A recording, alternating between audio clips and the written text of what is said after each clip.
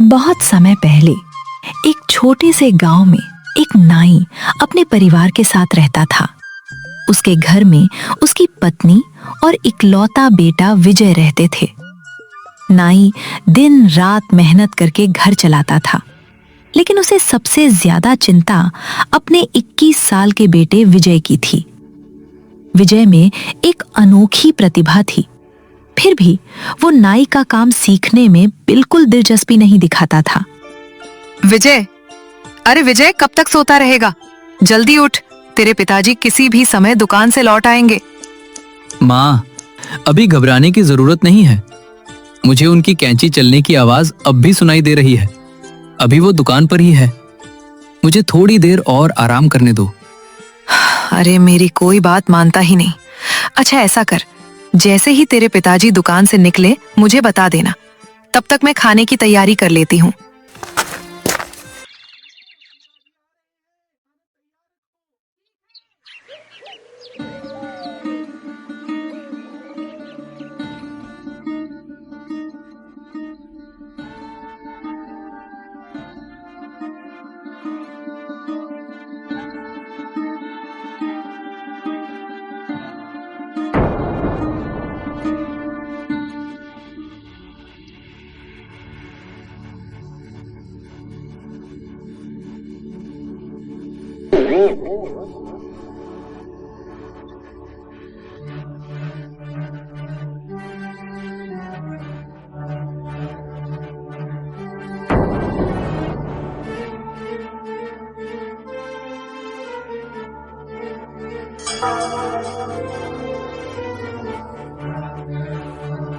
माँ, मैंने तय कर लिया है, मैं आज ही ये घर छोड़ दूंगा।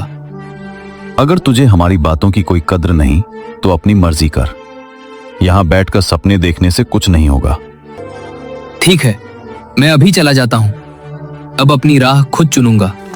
विजय बेटा रुक जा, मेरी बात तो सुन। गुस्से में कोई फैसला मत ले बेटा, मत जा। छोटी सी बात पर भी उन्होंने मुझे बहुत डांट दिया। अब मैं वापस घर नहीं जाऊंगा, चाहे वे मुझे कितनी भी बार बुलाए। अपना सपना मैं अपनी मेहनत से पूरा करूंगा। जब तक अपने लक्ष्य तक नहीं पहुंच जाता, तब तक घर लौटने का सवाल ही नहीं। लड़के पर पड़ती है जो पेड़ के आम लगातार खा रहा होता।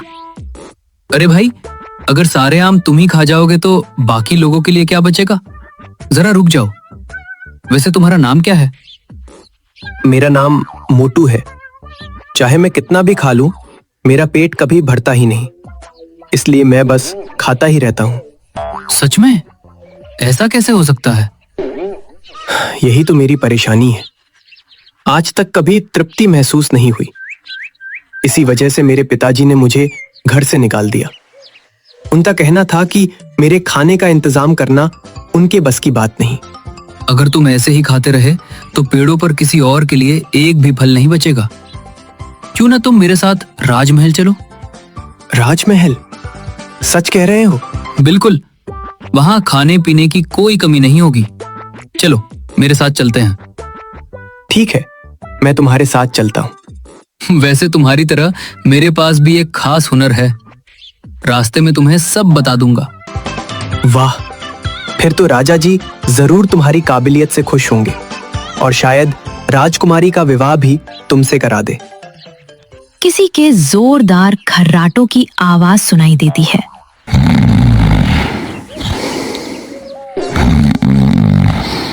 दोस्त, तुम्हें भी ये आवाज सुनाई दे रही है? लगता है कोई यहीं कहीं गहरी नींद में सो रहा है। चलो देखते हैं कौन है।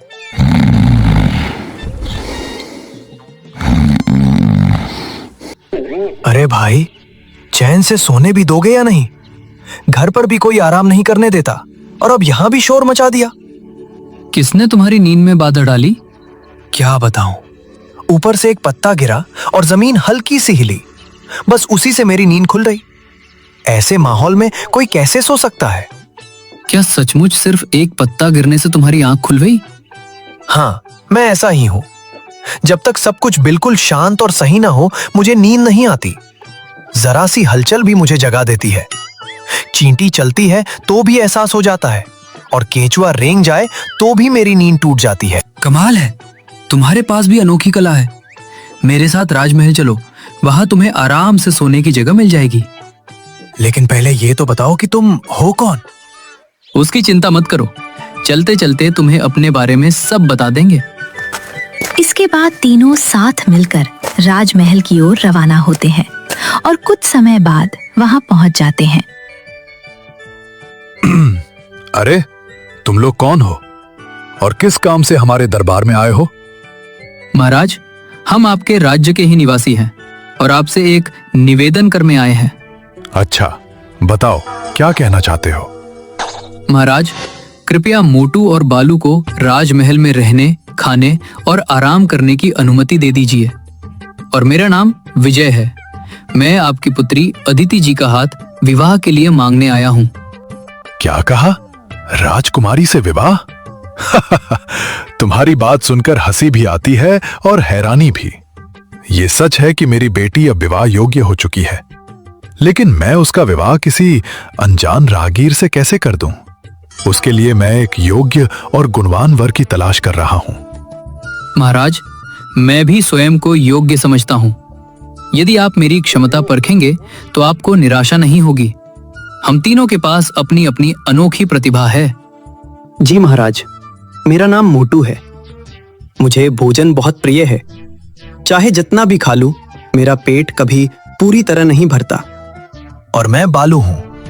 मुझे आराम से सोना सबसे ज्यादा पसंद है, लेकिन बिस्तर या आसपास जरा सी भी कमी हो तो मुझे तुरंत पता चल जाता है और फिर मेरी नींद नहीं लगती।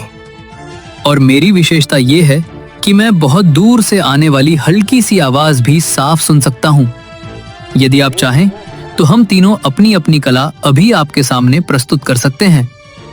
ठीक है, हमें तुम्हारा हुनर देखने में कोई आपत्ति नहीं, लेकिन यदि तुम्हारी बातें झूठी निकली या तुम हमें प्रभावित नहीं कर पाए तो इसकी सजा बहुत कठोर होगी। ये बात अच्छी तरह समझ लो। हमें आपकी शर्त स्वीकार है, लेकिन यदि हम तीनों अपनी अपनी कला सफलतापूर्वक साबित कर दें तो आपको भी अपना वचन निभाना होगा। मोटू को जीवन भर भरपेट भोजन मिलेगा, बालू को आराम से सोने की जगह मिलेगी और मेरा विवाह राजकुमारी अदिति जी से करवा दिया जाएगा। ठीक है, हमें तुम्हारी शर्त मंजूर है। पहले इनकी परीक्षा ली जाए। सैनिकों, तुरंत भरपूर भोजन का प्रबंध करो। मोटू का भोजन करना। हम देखते हैं कि मोटू सामने बैठकर लगातार भोजन कर रहा था। वहीं राजा जी, विजय और बाकी लोग खड़े होकर उसकी कला देख रहे थे। कुछ ही पलों में मोटू ने पूरा भोजन समाप्त कर दिया। ये देखकर राजा जी दंग रह गए। उन्होंने तुरंत ताली बजाकर फिर से भोजन मंगवाया, लेकिन मोटू ने वो भी पल भर में खत्म कर दिया। बार बार भोजन आता रहा और मोटू हर बार सब कुछ चट कर जाता। आखिर ऐसा समय आ गया कि पूरे राजमहल की रसोई खाली हो गई। राजा जी ने एक बार फिर ताली बजाई। तभी रसोइया वहां आया और बोला, महाराज, अब परोसने के लिए कुछ भी नहीं बचा है। पूरी रसोई का सारा भोजन समाप्त हो चुका है। देखा महाराज, मोटू ने अपनी कला साबित कर दी। अब अगली बारी बालू की है। अच्छा जाओ, 7 गद्दे लगाकर एक बढ़िया बिस्तर तैयार करो। जल्दी करो। बालू की नींद की परीक्षा। इस बिस्तर को हमारे सेवकों ने पूरी सावधानी से तैयार किया है। मैं स्वयं इस पर आराम कर चुका हूँ। इसमें कोई कमी नहीं है। अब तुम अपनी कला दिखाओ और इस पर सोकर बताओ। बालू जैसे ही बिस्तर पर लेटता है, तुरंत उठकर बैठ जाता है। क्या हुआ? इतनी जल्दी क्यों उठ गए? महाराज, इस बिस्तर पर मुझे आराम नहीं मिल रहा। इसमें कुछ चुभ रहा है। क्या चुभ रहा है? यहाँ तो सब बिल्कुल ठीक है। 6ठे और 7वें गद्दे के बीच एक बारीक सा बाल फंसा हुआ है। वही मुझे परेशान कर रहा है।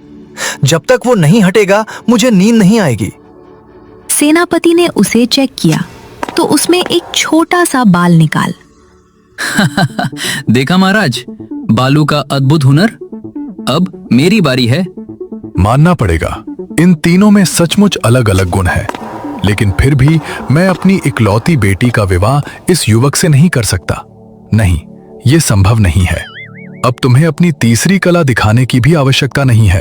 तुम लोग वापस जा सकते हो। वापस? लेकिन महाराज, हमारी शर्त के अनुसार तो। शर्त की बात मुझसे मत करो। मैं इस राज्य का राजा हूं। मेरे सामने किसी शर्त की कोई कीमत नहीं। यदि आप राजकुमारी का विवाह मुझसे नहीं करना चाहते तो ये आपका निर्णय है। उसी समय विजय अपनी अद्भुत शक्ति से दूर स्थित अस्तबल की बातचीत सुन लेता है।